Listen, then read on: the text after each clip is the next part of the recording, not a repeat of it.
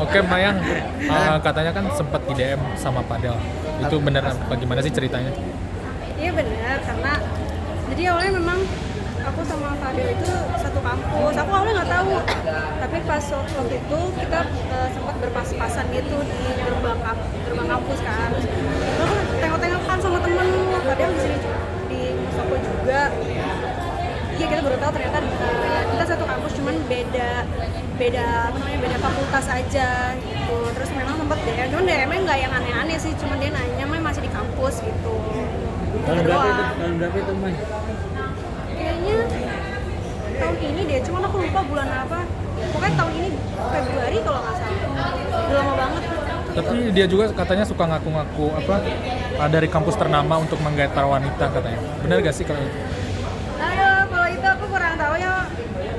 Yang aku baca katanya kan gitu, dia ngaku-ngakunya kuliah di LSPR, padahal kita kan satu kampus nih di Mustopo nih, berarti bohong nih sama cewek-cewek lain nih.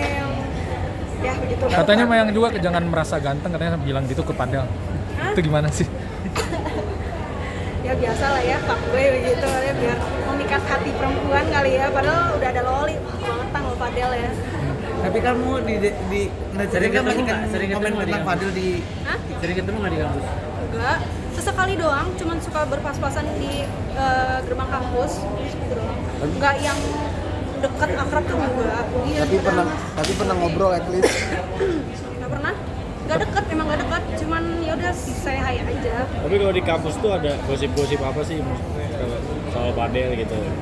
Aku kurang tahu ya, karena aku juga nggak begitu ngikutin nih anak gimana kalau di kampus, karena aku juga ya udah kalau ke kampus belajar pulang udah nggak selalu nongkrong gitu.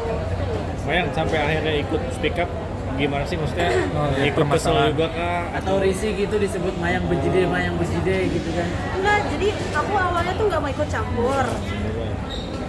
Aku tuh kalau ada kasus-kasus kayak gini tuh jarang banget ikut campur kan, nggak pernah malah. Cuman ketika aku ngeliat story-nya Loli gitu, klarifikasi dia yang terakhir itu, terus mendengar bahasanya dia yang ngatain mamanya dengan kata-kata hewan tuh, menurut aku udah kayak wah itu udah kacau banget gitu. Makanya aku speak up lah gitu, karena udah nggak etis lah bahasanya seorang anak ngatain ke ibunya gitu, karena gimana pun ya itu ibu kamu gitu, jangan kayak gitu. Karena aku tahu rasanya hidup tanpa sosok ibu tuh aku tahu banget, jadi aku akhirnya mencoba untuk speak up gitu.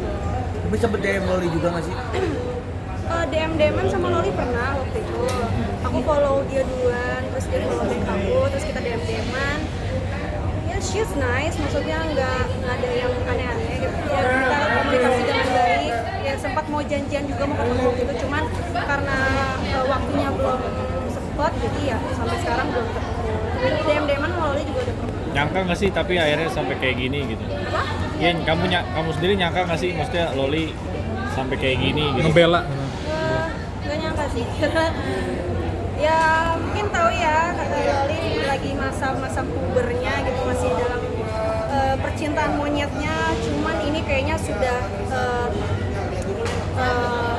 udah kelewatan batas gitu, jadi memang harus ditindaklanjuti sih. Maksudnya ya dengan tindakannya Kak Nikmir untuk menjemput paksa itu udah keputusan yang tepat sih menurut aku. Tapi Untuk jika sampai menjauhkan Loli dari hal-hal yang negatif. Tapi jika Padel sampai diperiksa ke polisi sampai akhirnya Nikmir pengen dipenjarain, gimana sih menurut Mayang gitu? Apakah memang pantas atau seperti apa? Kalau itu aku no comment ya, itu biarkan itu menjadi urusan keluarganya Kak Nikmir aja gitu. Bagaimana tindak lanjuti oleh kepolisian atau enggak itu biar urusan mereka aja. Oke. Terima kasih.